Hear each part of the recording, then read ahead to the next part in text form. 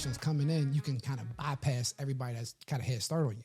Like that's the thing. Yeah. But if you don't, I think you kind of become stagnant, and you see people. I wish I would have took that approach. You know, you get older and it's always like, what shoulda, coulda, woulda type of thing. If I knew this, but becoming a coach, definitely, man, I think I learned more just coaching than I taught myself a lot in hooping. But like, I learned so much strategy, so much game from just techniques and all of these things that I thought were so stupid, even in game prep, stretching. I didn't stretch. I didn't know what a stretch was. Right. I mean, you know what I'm saying? It was just, and then, but I think players that take that mindset and think, you know, like, I don't know who said it, but, you know, knowing that you know nothing is wisdom. You know what I'm saying? And taking that approach, because you don't know everything, and then you won't know until you get there. And so it got to be like a mutual respect. But two, I just want to go back real quick to something you said that I think is key, that my head coach at Morgan, before he passed, he told me, I said, when I'm done here, I need you to hire me as an assistant coach. And he said, Jamie, I need your ghetto butt to go work for some white people for 5 years. He said, if you could work for some white people for 5 years without getting fired, I will hire you, like, wherever you want, I will hire you. But you got to last 5 years. And I struggled with that. But that was, I mean, that broke me down, man. You saying the CCing thing, I mean, the covering your butt, the how to interact in the office, and how to look the part. And you know what I'm saying? I mean, that changed my life. And I mean, because you need that in sport. To work in sports, you need that. Like to be completely honest, whether you get the training Yep. if you work in corporate America, like I did, or like you did, or you go through the process. If you're like keen into it, I think 14, 15, I felt like I had some of the pieces in place going through the process and just paying attention. You can like build those blocks up into it, like accelerate it. But I think it's extremely valuable to just get outside your comfort zone and kind of feel, like bring your competitive nature into something else and learn those different tactical skills or those critical skills that in something else, and then bring it back to your passion and things of that nature. Because then just creating a dynamic professional that just doesn't exist. I mean, you talk about the book Range a lot, where it's just like having those different skill sets and kind of bring them together. It's the same thing for a player that becoming a coach, a coach becoming an executive, or whatever that may be in that field.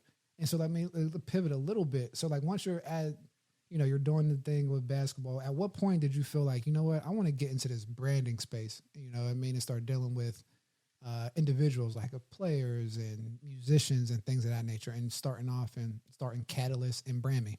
I think that's just always been, it's been a passion of mine, but I didn't really know how to go about it. And I mean, just early on, I just was so fascinated with your recruiting process with what's his name, Scrap, just how much he put into it, his techniques and like different things, and like seeing the different letters up and whatnot. And I know for me, different things would stand out because, I thought I was like your manager. You didn't know it, but I was your manager back in back in high school. No, you were. Yeah, I think you ran my MySpace page too. Like that was before even social media managers. You was running.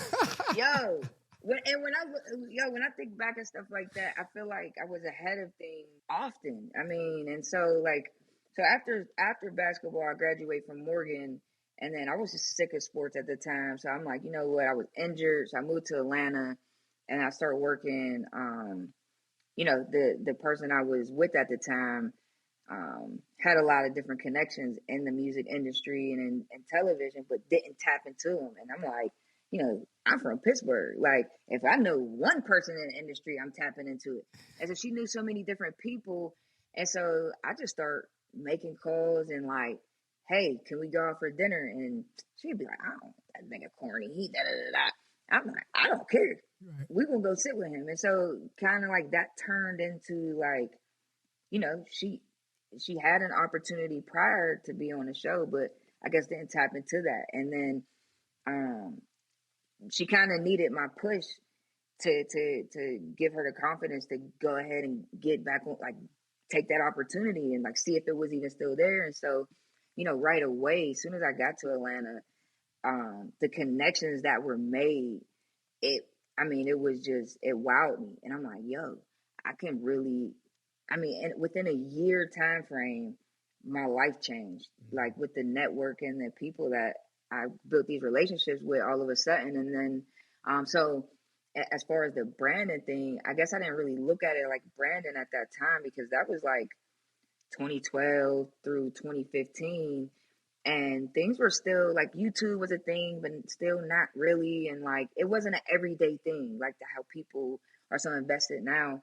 But I had her do a thing where every week I had her singing on YouTube, you know what I'm saying? Or like we would record and try to upload it. Then I started wanting to do like, you know, these lives. And I mean, everything that people are doing today, I had her doing back then. And this was just from like, and so I'm like, yo, this might be my thing for real. And so once she got on the show, you can't control reality TV. What And I show are did you not talking like about? that. Just so the listeners know. So, yeah, Love and Hip Hop Atlanta. Okay. And so, and I was like season 14, I think, but where I actually, the script was produced by me. You know what I'm saying? The idea came from me, and we sat down and we all agreed on it. You know what I'm saying? We all added different parts, but yeah, they took that script and ran with it. And to this day, they just did a rerun the other day. And every year they rerun the episode, the specific episode that I was a part of. And then that season alone brought in so much. I mean, it was, it created change because, you know, I'm not going to say like I enjoy being on the show because I didn't. It kind of shook me up a little bit because I didn't know they film you. So like there's girls and guys like they can film the whole season and they'll never get on the show. They'll never get on the episode. Oh, really? So you don't know until the episode's out. Oh. They don't make promises. So they can, I mean, I was a part of a couple different episodes, you know what I'm saying? But only a few showed. And so, but Ashley Nicole, my partner at the time and who I managed, she was, I mean, our storyline was so great, but it didn't end up going the way that we wanted it to go. It was supposed to go, right? And then, so we learned very quickly the finessing game. And so, but from there, I realized, I'm like, I don't think I want to be on because, you know, it becomes a lot. But then what I started doing was I was getting calls for her, like, hey, can you bring her to this event? Can you bring her to this event? And the negotiating process, I started to really enjoy. And then from there, I'm like, you know what? Well, this week's episode, Ashley and Rashida made up. They became friends. So how about I book Rashida and Ashley together to make this real? You know what I'm saying? And so then I start booking. So I'm like, ain't nobody gonna turn down money. So then what I started doing was hey, I got Jock too. You need Jock? What you? And taking a percentage from boom, boom. So next thing you know, I'm like 23, 24, like bringing in all this cash. And it's just, and I don't even work with them, honestly. I'm just booking them. And then from there, what I did was Ashley's team, I had to put a team around her. And that's when the branding thing became a thing because she was seen every day now. So her hair had to be perfect. Her image had to be perfect. And so I built a team around her, a makeup artist, hairstylist, designer, everything. And so that team, the others could afford to pay for a team to travel. Well, we couldn't at the time. We were both young. And so I got like these fresh new interns. I made them interns. Right. And I told them like, look, you could travel with us. We could turn up, but I can't pay you. And so the end of that season, we ended up doing the reunion. And so at the reunion, my intern team, her style team, won, like she got the award for the best look, the best dress, the best hair, best outfit. And so this internship team killed it. And so what I did was I start reaching out to people to hire my team. And so each part of it, I just start making money from. But what I realized was, and I did end up working like in the music industry, but where the money came from was whoever was in charge of creating this image was who made the money. And so the makeup artist today, her name's Erica LaPearl. She lives in Cardi B's house. Oh wow. Like, yeah. So from Ashley Nicole, she got hired with Cardi B. She's been with her ever since. She's rich. She's living her life. I mean, same thing with the hairstylist, same thing with the hair provider. All of them I got put in these great positions and they're doing so well. But that's when I realized branding was so important in image. And so from there, once I really honestly the bulk of my experience with branding and marketing and management is in the entertainment industry. But then, once the NIL became a thing, I'm like, I gotta kill it. You know what I'm saying? And to my knowledge, I'm the first Black female, you know what I'm saying, brand agency that's specific towards the NIL. You know what I'm saying? Most And definitely. so I don't know. Like I love it. I enjoy it. It's not work. And yeah, I mean, us when we were athletes, I think the hardest part is something that you mentioned as a coach is talent management. And I think it's the hardest things. Can you get your guys on the phone? Can you get them to hold up to their contracts and agreements with these, companies? Because I can get the deals coming in, but can my guys show up for the photo shoot? And I think that's the biggest thing for me that has been a challenge and No, definitely need a team for. no, that's 100% real. Especially, I mean, that talent management when you talk about branding, and even when we get into the NIL space, I think a lot of people that have come into the space have come from the entertainment industry or just adjacent to the talent or the entertainment industry, and they think, okay, well, branding's branding and all those different things. So I'm interested to hear, how do you define branding? Because I feel like it's getting lost a little bit when like there's a lot of brand managers coming into the space and trying to deal with high school athletes. Because I do think sports branding is a little different. Like you obviously talked about the like your background seeing us in sports, so like you have an understanding of just like what sports branding is and the difference, so you can like combine the two. How do you define branding? How do you define branding? Like, period. Hey, that's a tough one. I know it is because it's Hey, because I do feel like it's getting lost because people are like, oh, it's doing a charity or it's doing this, and I'm like, well, when it comes to sports, like I feel like your brand has to initially come from some level of extension of your actual athletic ability. Me personally, like most athletes that yeah, I've seen that have sustainable brands, it comes from something that's real that the people can identify and see.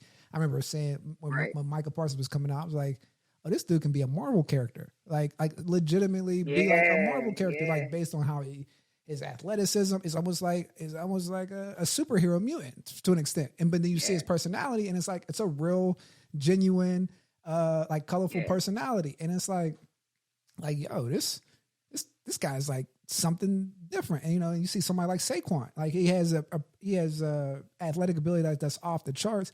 And his personality it wasn't like Micah's, but at the same time, like he could build a brand off of how he was. He was extremely yeah, humble. He was extremely competitive, and he was great, obviously, right? But it was just yeah, like the different aspects of how you build a brand, because it's not cookie cutter and it's not one size fits all. It's not the same thing that you bring from the entertainment industry when someone has like an art that they're putting out there, right? Especially when you come into yeah, sports, where like working from the league office standpoint, like our job is to negate the value of an individual player to an extent. Like we're supposed to build the market, the yeah, whole thing. So at that point, yep, it's up to the individual to make themselves special or stand out. And like, how do you do that? yeah. Like in sports? And I think, yeah, no, I think you're right. And you put it simple. I'm thinking so broad with that question, but no, you're right. I think you know it has to make sense to everyone else. It can't just, you know what I'm saying? Like, so yeah, the athletic ability, but too, like, I think personality has a lot to do with it, and what they're interested in. And the first thing that I ask, the clients that I work with is, what are you into? What do you Mm, do? You know what I'm saying? yeah. Like when you go home, because I already know the athlete you are, because I watch you obviously, and I like you enough to want to work with you. But, and I think that's the hard thing is that a lot of guys aren't marketable. They're not marketable, and they haven't been able to identify their brand yet, and that makes the difference because you know, a lot of deals these days are more, you know, I mean, you could get the 400, 500, $600 deals on TikTok to make a post, whatever. Well, you know, I have guys that don't want a TikTok. They don't want to sign up for TikTok. They don't want to do that. You know what I'm saying? And so, okay, fine. So what is it not like, you know what I'm saying?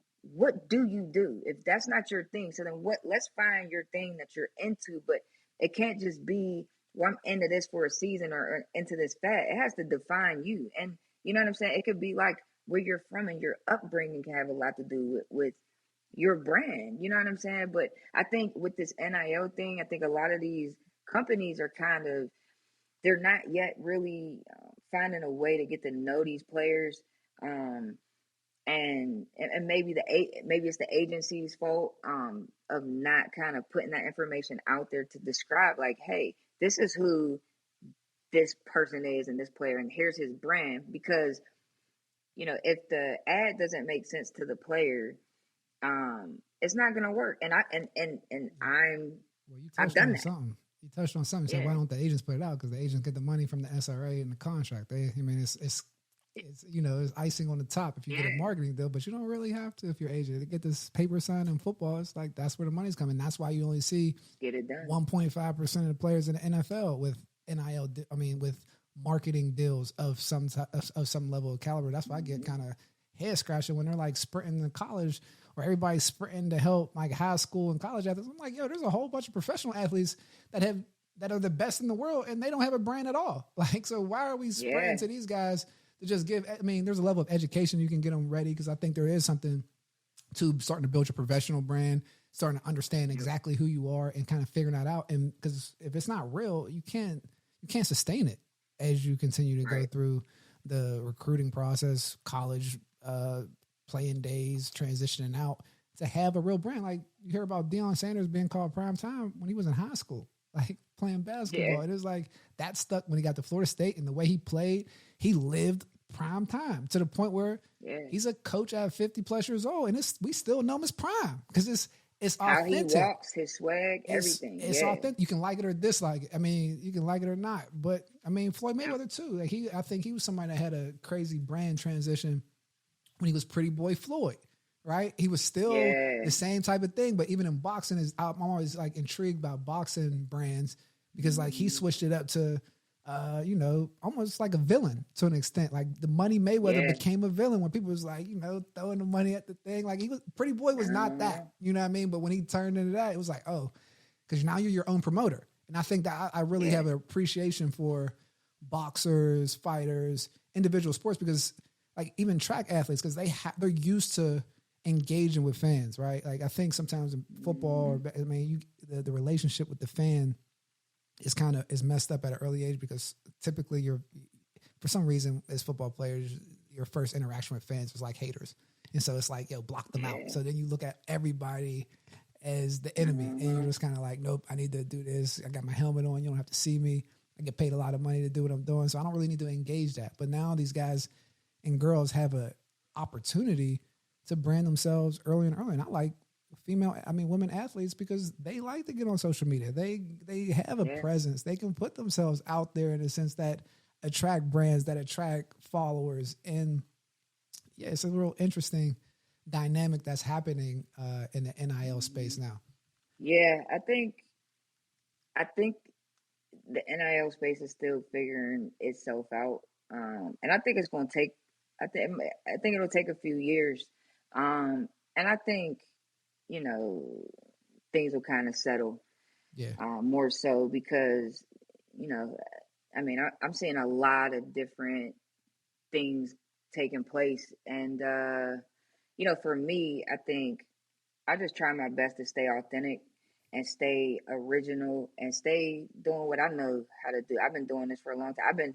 I've done negotiated multi-million-dollar deals at the age of 23. Right. You know what I'm saying? So like the numbers and things aren't the problem. It's the I guess just the culture in itself, and you know, a lot of people were so excited for the young players to get an opportunity to make money. I was scared for them. I Mm, was scared, and that's what made me jump in so quick. And I told myself, I told my dad, told Uncle Terry, I'm like, man, I'm scared for mm, them because I want to get in, whether I negotiate a deal or whatever. I don't want to take a percentage from them right away. What I want to do from the very jump is get them before a culture vulture gets them and educate them. If I do nothing else, let me try to help balance them and clear their mind for them and say, okay, here's what this looks like. Let's get your LLC set up. Let's trademark this. Let's, you know, what is it that you're interested in? Let's reach out to those brands. And I tell them all, even taxes. I don't know a lot of agencies out here that are helping or even educating their clients with paying taxes. mm. That's huge. Right. And they're not doing all of those things. And so for me, the first year with my clients is I tell them I'm not focused on getting you a whole bunch of deals here and there. Now if they come and you have that presence, then I'll manage it for you. But that first year I'm more of like an advisor and a manager of what you got going on right now, and then helping educate them. Because now that you're educated, now you can see a culture vulture coming in and trying to just eat off you and whatnot. You know what I'm saying? And I mean, I've had people come in and try to take some of my clients and try to throw me under the bus. Well, this, and that. Okay, but I'm built in the structure, and you know what I'm saying. Provide So real they can't value. be moved. Yeah, it's like Value once you because provide real value around people, they're like, "Oh, this is the real." Like, "Oh, I'm not dealing with that." But sometimes people, and that's kind of it's so funny that you say that because that's what at Blue Chip Academy, and that's exactly what we're trying to do is like get that information out there and early, so yep, guys can have an acceleration plan when you're going through. It's like, "Oh, no, that's not it. Oh, this is it." Or like, because I mean, one of the misconceptions of success is you need a team. I don't care what anyone says. Like, you need a team to do this, have different yep, perspectives, understand what's going on, and as you're curating your brand, right? Whether you find that unique identifier for you, and you can start building that out. Like you need a squad to understand, like, oh, my finance guy, or oh, this is my person, my player yep, development person, or this is my brand for this, or this is my marketing, and like having everyone yep, in their specialty like working for you, because like that's yep, how tennis players operate. Like that's how yep. golfers operate. Like that. I mean, they have a swing coach, they have a mental coach, they have nutritionists, Yeah, and it's just like, yeah, why do you think that these guys just need one person to kind of oversee all these different aspects of their career? Because you need that yep, level of balance to get to the right outcome. I yeah. truly believe. And I think being an advisor is what I've come to accept myself as more so because I just really I've just seen so much go wrong in the entertainment industry, Mm, and the sports world I think is double that when you talk about culture vultures because the money's different. The money's different, the influence is different. And so, you know, sports is the only place you could see racist people, Africans, green, purple, blue, whatever, all sit and have fun and cheers their beer. You know, you're not going to see that in the entertainment industry. It's very much still, you know what I'm saying? them You're over over here, there. you're over here. Yep, country singers Yeah, over here, rappers, R&B's right here, and it's like your crowd's going to be your I crowd. That's mean, a very good point. When you're getting yeah. to football, you're And bringing those all together, right? Like, and so you can influence so much more.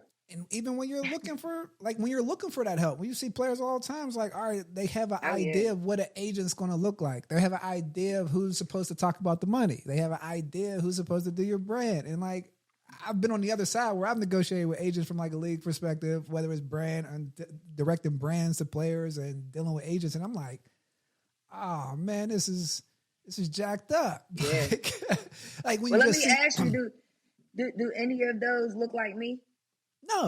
no, absolutely not. You No. know what I mean? Like they don't, and they don't look like me either. And that's what made me jump Yeah, out from the XFL to start the LIG Sports Group and Blue Chip Academy, and just seeing the different gaps in the entire process and how close knit the ecosystem is. And people don't really realize it when we think we're going through it by ourselves, and this person doesn't know this. It's like, oh, this is all connected, and we're just not in these, I guess, positions of influence within there, right? When you see some agents where it's like, you know, the Mulgettas or, you know, even Chucky's an agent and different things in there. But I mean, like the agent game is still set up from the NFL and the NFLPA, from the owners. And like, so that's still the genesis of where they're supposed to be working. Like, look, they have guaranteed contracts, so they're trying to help from agents poaching other agents, but it's still to protect the agents, not to protect the player. Like, who cares if, like, you know what I mean? Like, protect the player. Like, they should have 1 year deals, or I digress. But you know what I'm saying? Like, understanding just those different aspects and how to like really handle your business right. Cause that's how it kind of inspired us to even do the Blue White Collective at Penn State, where it's like, look, we're going to help these guys with like a business structure, right? We can build a business around them so where they can go out and play, do your thing, and you can sell merch. Like, it's like, I mean, I made my money at Penn State. I mean, people bought jerseys. I mean, not to speak too much, but, you know, sell memorabilia and different things of that nature. It's like, yo, that's where the money flows. We work at a league office and you see where like the merch goes and like, oh, the players don't get any of this. Oh, if we can create an engine where the players can benefit off the ecosystem that they're playing in and the plays that they're making and get a cut off of that, like that's really name, image, and likeness, right? Like that's name, image, and likeness. You're using the brand of the school, but like personal branding is a little bit different. You know what I mean? Like when you're talking about the things that you guys do at BrandME and even at Katalyst. And so like, I think that's like, it's like a very intricate, you know, the lines are getting gray. And like you said, the different levels of influence are sometimes kind of set up for people to look for certain people to handle those things. And that's not necessarily, that's not the right way. Not necessarily, that's not the right way. Because there's a lot of professionals like yourself, like myself, that been in this game that can give real insight to, that are educated too. It's not just being in the game. We're educated. Yeah. Absolutely. And maybe it's hard. Maybe it's hard because we look too much like them. Maybe, I don't know. You know what I'm saying? Like maybe it's that thing, because for me, I've just always been big on, even with the people I work with, is be yourself. You can be. I got dreads on purpose. I got good hair. Me too. You know what I'm saying? It's hard. It's been hard to grow these dreads. It was on purpose. It's like, look, man, like it don't matter. Like I mean, whatever you want, man. I graduated in 36 months with a 3.4 from Pitt. Like all that. I got my master's from Miami. Like I don't know how much. I don't really care. Like I know about this, like in this space, this capitalization of the athletic journey or monetizing this athletic journey. Like I know the intricate stuff, and I will put myself up against anybody. And from you explaining what you do, like in your space, like I will put you up against anyone. And it's just like understanding that and putting it out there. And I mean, and it's a new day and age, right? Like, and then there are agents out there doing different things, but like, we're not trying to be agents. So like that's where it gets a little different, right? Yeah. I mean, so. It's a great point that you bring up. So tell me a little bit, what does BrandME do? And like, do you guys target in high school? Who do you guys deal with? Who are you guys typical clients, and how can someone find you if they wanted to reach out and kind of look out for your services? So BrandME is really has been more geared towards the NIL space, because we do the brand management with Katalyst, but that has been more focused on like the entertainment, or I even have an author.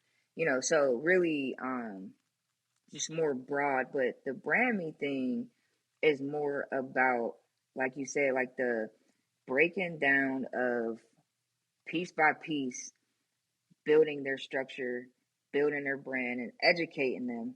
So the first year I'm with them is literally every part of the game, in terms of their brand and business, they're going to learn. You know what I'm saying? Mm-hmm. And so there's a experienced professional for each of those things. And so, whether it be, someone in accounting for, or to discuss the taxes and how are we, okay, but I live in this state, but I play here, and, having all those kind of discussions and being able to be on call for them. Mm-hmm. So, if one of them call me and say, hey, like, tax season coming up. How are we doing this? And so, I know with my guys, I say, listen, either here's what this looks like. Okay. So you're going to get paid $2,000 from this company. You need to put away either I can hold it for you and I'll only give you a certain amount. I can hold 10%, 15, 20, or zero. If I hold zero, you're going to be fully, responsible to paying that. Now, if you give me some of this responsibility, I'll make sure this is paid, and then we'll go through and I'll show you how to do this, and then have them sit with a professional as well and go through to answer all their questions. But me as the advisor, I'm there each step of the way. I'm not particularly the person that's actually, I'm not the tax expert. You know what I'm saying? But I'm there as their trusted advisor to make sure like they understand. You know what I'm saying? Because a lot of times, professionals talk to the younger generation like they know what's going on. Right. And then the younger generation doesn't really like to ask questions or know what questions to ask. And so I'm always just that kind of middle person to bring it together and make sure that they feel comfortable and have a team. And so even if it's like, okay, we have your business structure put together, do you want to do t-shirts? Do you want to do real estate? So if it's real estate, then I'll go out and with the network that I have, I'm pretty much sharing the network with them. You know what I'm saying? And the network is so large that it could be really anything. Right. You know what I'm saying? And so I think just making them comfortable and really the biggest thing that I stand on, I don't want my clients forever. You know what I'm saying? Now, I want to be committed to them for the first couple years to make sure that they understand what's going on. And I think that with the NIL space in college, it's like a pre-professional, you know what I'm saying, world. Agree. And so if I can educate them enough and make them confident enough to where they know what's going on, by the time they get to the NFL, they will not need to pay out all these different percentages because now Jamie got me hip. I know I got to pay these taxes here. So now, okay, I got an agent, but I might not need the marketing from that agency firm, or I might not need this. You know what I'm saying? Because now I'm educated. I don't want to hold them forever. I want to educate them and put them in position to stand on their own. Empower them. You know what I'm saying? Like that's like teaching them how to truly fish. And that's the one thing that I Exactly. think I'll tell you from working at the highest level, whether it's with closer to owner, like that's something that they don't want, right? Because there's a level of like, you want the player or the product to be focused on the product. And like when you start getting into these other things and they understand like, oh, this is how this is moving. This is how this needs to go. Oh, I mean, you start creating different animals. I mean, you see it sometimes even when like there's Roquan Smith where he represented himself, or you just hear like the media or agents or lawyers talk about players that represent themselves and they get a bad rap and they start putting bad stuff out in the media. Like, oh, this dude's stupid. Why don't you just go hire someone? And it's like, that's all a part of those little strings that people are pulling to kind of guide you to be like, yo, you need somebody. I remember coming out of the league. And my financial advisor now kind of audited my former financial advisor. And I remember thinking like, okay, like, I mean, I've been playing football and I'm not stupid, but like, I'm going to listen to the financial advisor that the NFL told me to listen to. But then we start saying like, well, who's watching him? Like, not that I wasn't doing anything wrong, but like all the information I'm getting is like, they're just teaching me how to hire all these other people. And then I'm like, I don't know these, like, wait, hold up. Like besides Mets, like who I knew, you know, we talk about relationships since I was like in 6th grade. It was still, my agent's still cool now. But like, and he was the one, he gave me a lot of game going through like, yo, don't look at that. Don't do this. Yeah. And it's just interesting, like where the powers that be, where they push the players to kind of look for support. And I'm just like, and I started dealing with those support people. I'm like, oh, y'all clowns. Hold up, man. This ain't it, man. Like you start seeing that these same people are connected to coaches, and you start seeing that thing trickle up all the way to like coaches getting hired, and then you get into those different realms. I'm getting a little high level here, not to get off of the NIL, but I'm just saying I always kind of look at the ecosystem because for me, it was like, I mean, it's so closed from the time that the recruiting process starts all the way to the time where you want to get into coaching, where you want to work in the game or whatever. Like it's all the same people that ask about one another. You ask a search firm like, hey, that person calls an agent that they know that calls 2 people. And it's like a closed circuit of 4 people. And I'm like, hold up, y'all told us this was a meritocracy. Like we're supposed to, who's the best? Like, how do we find, like, this ain't the best. This is just who you know. You know what I mean? Just in terms of different things. Like, so, I mean, that's some very valid points, man. And last thing I'm going to leave you with, man, what's the greatest advice or the most influential advice that you would give to a player getting into the recruiting process with NIL nowadays? I think the most important thing is you can hire your mom if you want to. You could teach your mom the game, but what you can't do is you can't teach someone how to be real. You can't teach someone how to be authentic. And so when you are hiring a mentor, an advisor, a brand manager, an agent, a marketing guru, I just think that, I think, like you said, a team is important. So you can't get around it. But the team doesn't have to look like, it doesn't have to be what you think it has to be. Your team you can make your team what you want it to be. And honestly, this stuff is not rocket science. Don't try to make you think it is. Don't try to make you think you can't do it. Like, you're right. Like, the team is like the athlete alone. You are bringing this traction. You are bringing this attention. It's gonna come. All you need is you really need a team that you can trust. You should always have someone that's been there before. You know what I'm saying? If your lead guy is someone that played in middle school and kind of like wish they can be in your shoes, I don't think that's safe. You know what I'm saying? And I think you should always question everything. And if the person that is working with you, if that makes them uncomfortable, you know what I'm saying? Like that's a problem. You need transparency with everything. If it's an email, you need access. Your mama need access. So whoever you trust needs to be your point person with everything. When you're too busy or whatever, you got to have that person, because we trust people that we don't know who one don't look like us, but because they fit the description of, like you said, like, this is what an agent is supposed to look like. Well, it's 2023. Yeah. And I mean, you know what I'm saying? Yeah. And so I think that a lot of these guys, and I'm speaking from knowledge, you know what I'm saying, even in the Western PA area, there are culture vultures out here. And I just think, you could build your team on your own, with your family, with your siblings. They do not need to be experts. That is gonna come. You can't, and that's the other thing too. I think a lot of people put pressure on me, and I'm not gonna go left, but I think for me, because I've had so much success in the entertainment industry, I think a lot of people put pressure on me of making them this thing. And really, I'm managing who you are. And so if you are a beast on that field, and if you're doing what you're supposed to do on social media, you don't need to hire no expert agent who's going to take 25% anyway. I mean, you know what I'm saying? Talk about the number one piece is the separating aspect on the field, because like that's going to come. And then there's the curation process, right? There's people that actually, like you said, like that have been in the game when you talk about us, or having people that are knowledgeable about their expertise. Like, because it's like you said, it's, you want to have people that know what's going on. Like maybe you're maybe it's like a brand person or whatever that person is, financial person that like maybe not been in the space, but like you're absolutely right. Yep.